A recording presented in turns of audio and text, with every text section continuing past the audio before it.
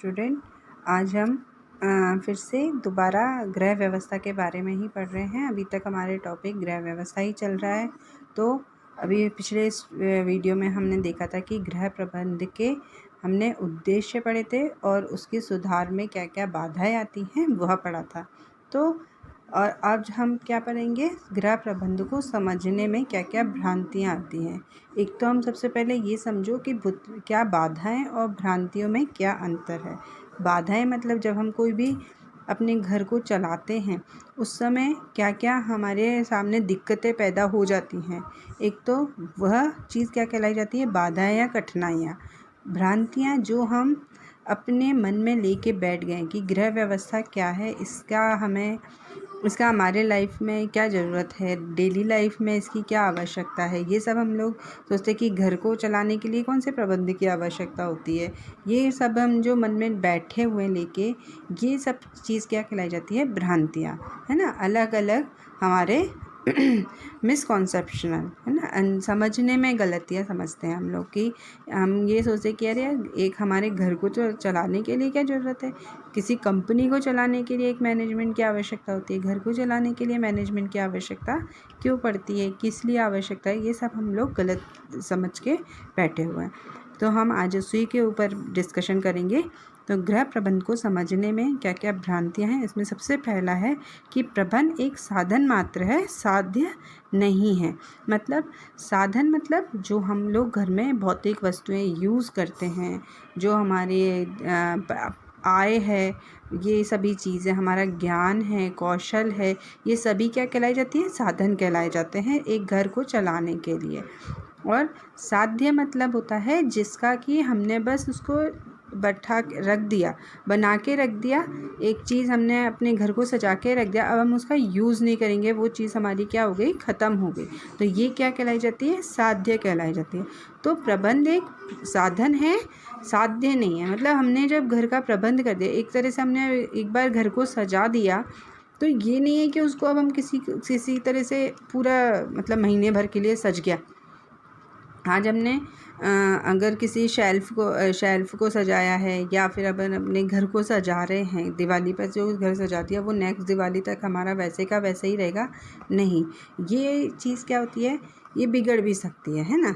तो इस तरह से कैसे, कभी हमने कुछ नया चीज़ लिया, जैसे कि अब हमने नया लैपटॉप लिया, ठीक है।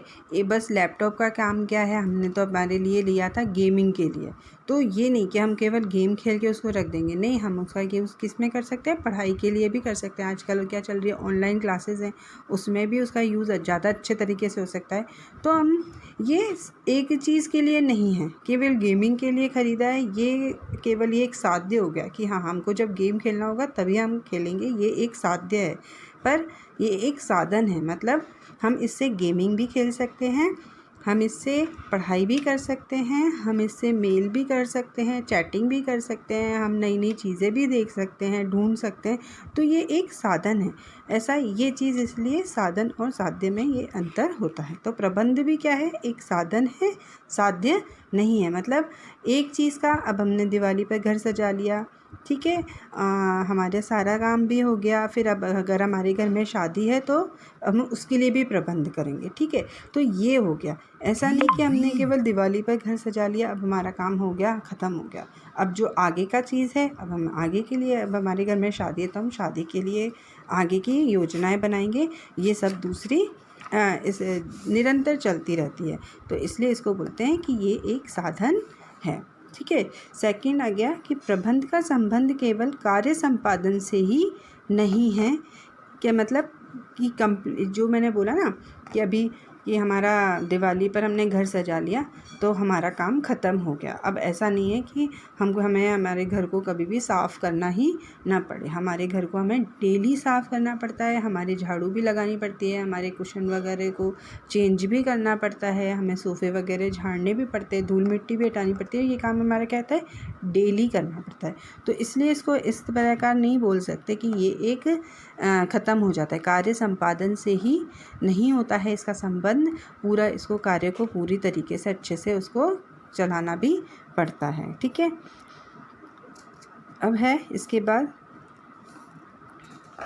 अच्छे प्रबंधन जन्म से नहीं वरन प्रशिक्षण के से बनते हैं, है ना। यानी कि हम ये नहीं सोच सकते कि अरे यार उसने ना एक किसी का घर है, उन्होंने बहुत अच्छे से सजाया हुआ है, और एक किसी का मतलब वो पढ़ी लिखी है ना, और दूसरी अनपढ़ है और उसने घर अच्छे से नहीं सजा रखा, तो हम ये नहीं मान सकते कि ये पढ़ी लिखी है तो ये अच्छा प्रबंधन है, मतलब इसने सारी पढ़ाई करी हुई है तो ही ये कर सकती है। हम बिना पढ़ाई के भी एक तरह से उसको अच्छे से व्यवस्थित कर सकते हैं। ये ऐसा नहीं जैसे उसने, अब उनके घरों में ज़रूरी नहीं है जो डॉक्टर है वो ही डॉक्टर बनेगा, अदर कोई अलग इंसान डॉक्टर नहीं बनेगा, ऐसा नहीं है। ये जो डॉक्टर है उसका ज़रूर बच्चा वैसे तो ज़्यादातर बच्चे डॉक्टर ही बनते हैं, पर ऐसा नहीं है कि वो और कुछ काम कर ही नहीं सकता। उसने जन्म से बस उसने डॉक्टरी देखी है तो वो डॉक्टर ही बनेगा। वो इंजीनियर भी बन सकता है, वो लॉयर भी बन सकता है, उसका जो मन हो सकता है वो बन सकता है। वो क्या चीज़, इसके लिए क्या करना है, प्रैक्टिस करनी है, पढ़ाई करनी है, तो वो किसी भी फील्ड में जा सकता है।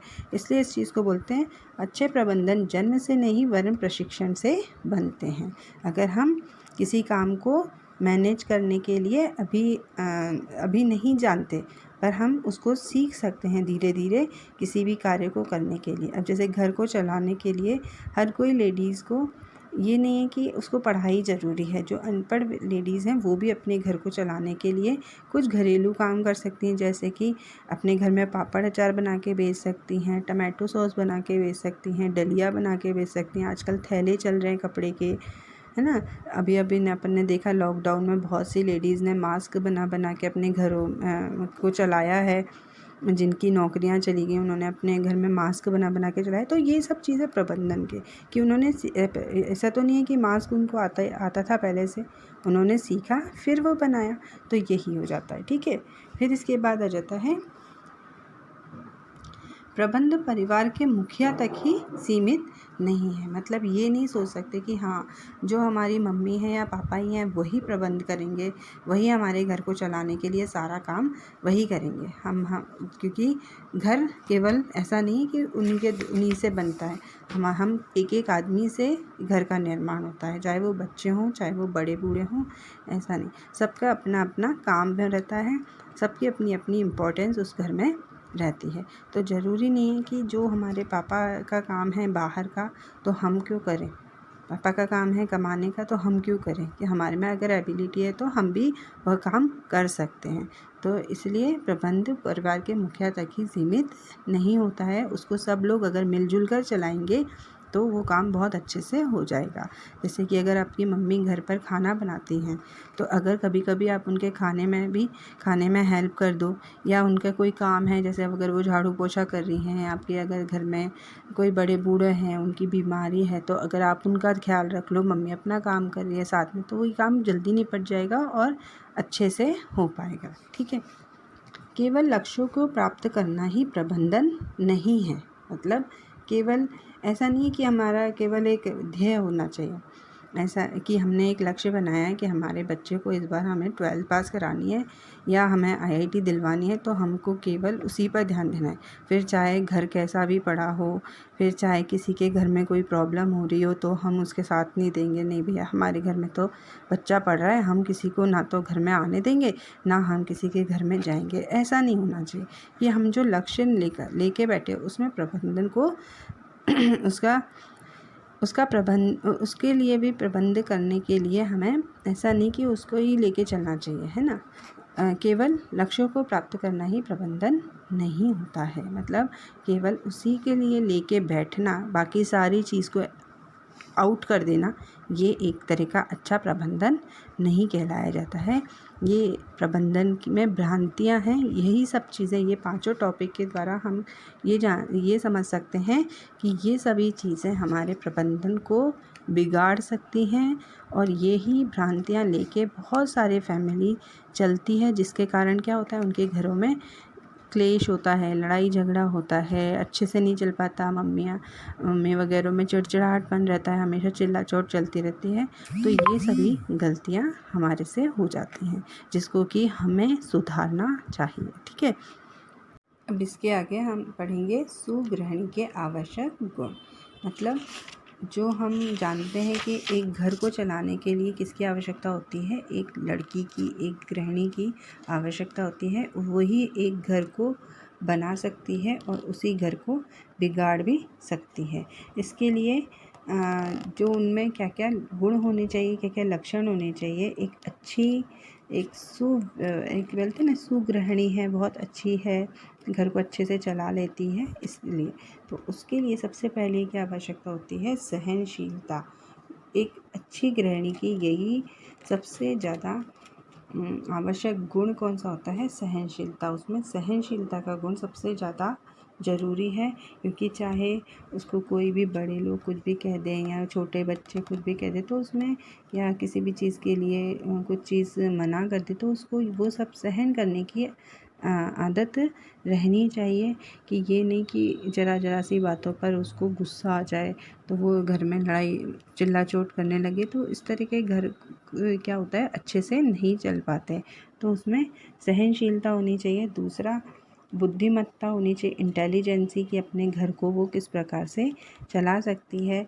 मतलब ज़रूरी नहीं है कि एक मतलब घर को चलाने के लिए सीधी सादी के साथ साथ उसमें इंटेलिजेंसी भी रहनी चाहिए। कि अगर आप में सहनशीलता है, साथ के साथ उसमें बुद्धिमानी भी है कि वो कैसे अपने घर को अच्छे से चला सकती है, मैनेज करके चला सकती है। यानी कि अगर उसके घर में कोई विपत्ति आती है, अगर किसी के घर में कोई विपत्ति है, तो वो उस विपत्ति को किस प्रकार से लेके और अपने घर को उस समय भी अच्छे से चला। जैसे कि मान लो, अगर अपन एक उसको उदाहरण के साथ समझ सकते हैं कि अगर किसी के घर में, जैसे अभी इन दिनों बहुत से लोगों की नौकरियां चली गई, ठीक है, तो नौकरियां जाने के बाद कैसे क्या हो गया, पैसों की कमी हो गई। पैसों की कमी होने के बाद एक अच्छी लेडीज़ के क्या उदाहरण है कि वो उस कमी को, अगर हस्बैंड की नौकरी चली गई है, तो वो अपने घर को चलाने के लिए घर को अच्छे से सुव्यवस्थित भी रह रही है, खाना पीना तो बना ही रही है, साथ के साथ अगर वो चाहे तो घर में कुछ चीज़ें बना के बेचना, जैसे मास्क बना रही हैं या घर में अचार पापड़ बना रही हैं या कुछ भी एनीथिंग नमकीन वगैरह बना के बेचें, जो अवेलेबल आसानी से हो जाए, उनको किसी में ज़्यादा पैसे की आवश्यकता नहीं हो और वो उस घर को अपने घर को अच्छे से चला पाएँ। फिर दूसरा, अगर हम लेके चलें तो ये उसकी एक तरह से बुद्धिमत्ता हो गई।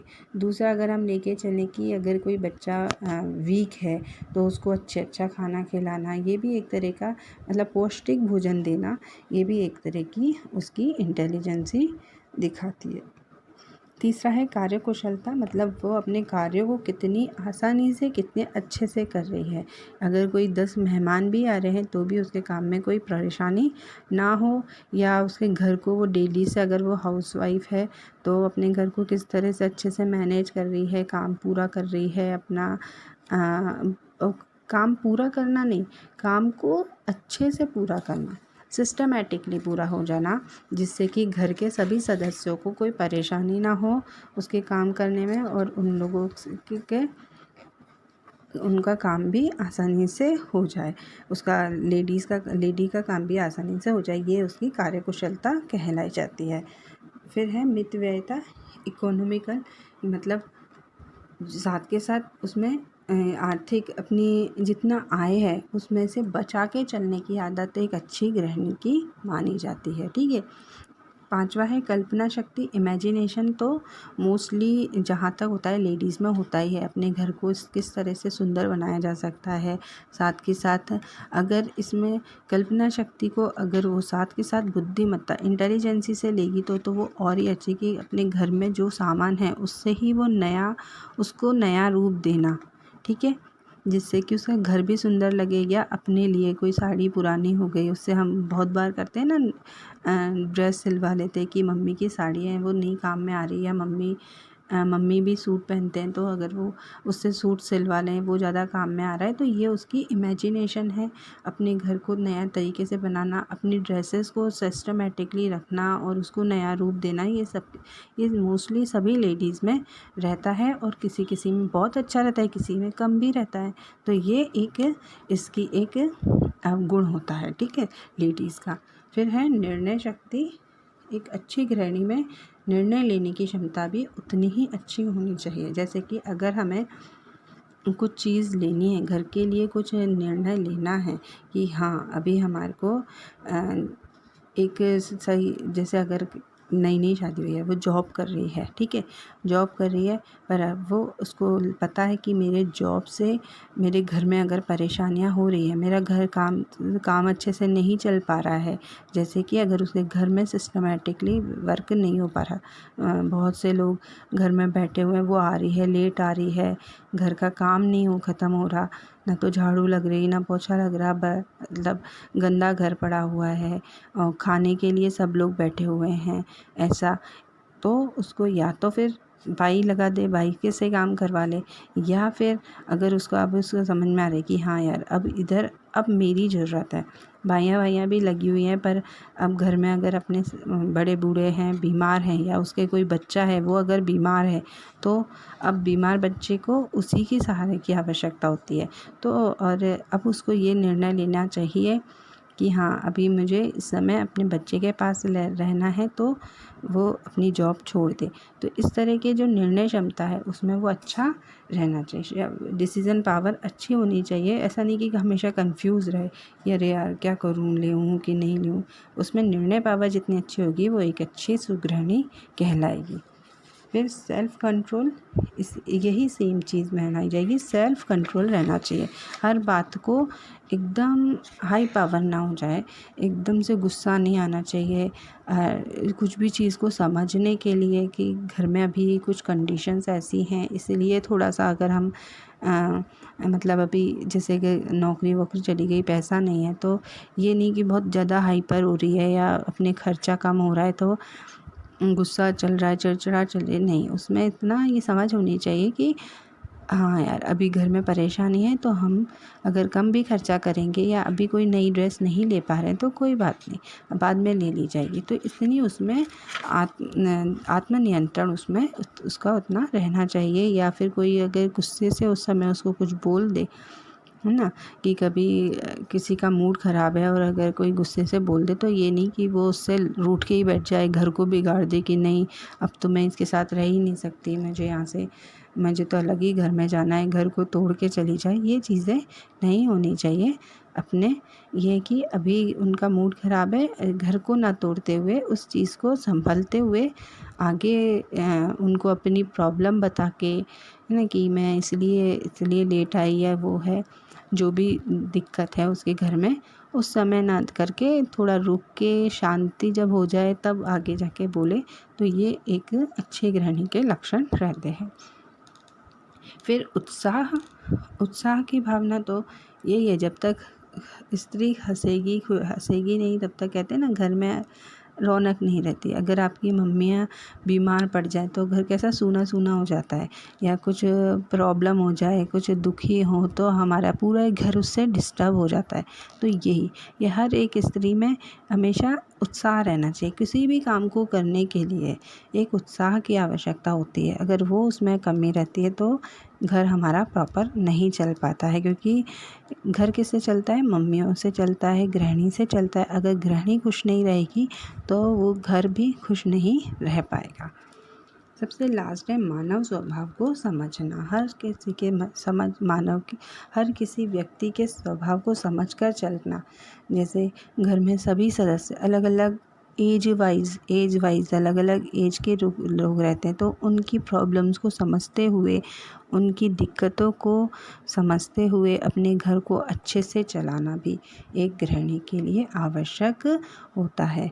कि टीनेजर बालक है, जल्दी गुस्सा कर रहा है, तो ये नहीं कि चिल्ला चोट शुरू करे, उसकी वो स्थिति को समझते हुए, है ना, या फिर अपनी दादा दादी हैं, उनमें उनकी क्या प्रॉब्लम है, उनकी प्रॉब्लम को भी समझते हुए आगे बढ़ना, अपने घर को अच्छे से चलाना ही एक सुगृहिणी के आवश्यक गुण रहते हैं। तो इस तरह से ये हमारा पूरा चैप्टर ख़त्म हो गया। आगे हम दूसरे चैप्टर में पढ़ेंगे। तब तक बाय।